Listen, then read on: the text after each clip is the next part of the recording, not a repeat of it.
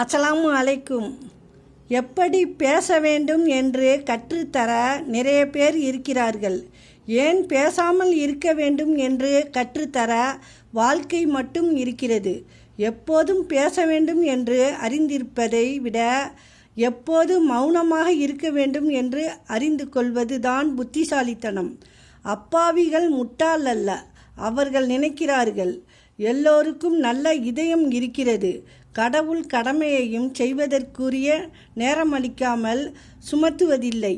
கவலையின்றி செயல்படுங்கள். காலம் போடும் கணக்கை கடவுளை தவிர வேறு யாரும் அறிவால் இல்லை. கடமை செய், கடவுளை நினை, நடப்பதெல்லாம் நன்மைக்கே. யாரையும் ஏமாற்றும் எண்ணத்தோடு பழகாதே. உறவாக இருந்தாலும் சரி, நட்பாக இருந்தாலும் சரி, உண்மையாக பழகு. உண்மை நேர்மை எல்லாம் அழியாத சொத்து. காலம் செல்ல செல்லத்தான் அதன் மகத்துவம் தெரியும்.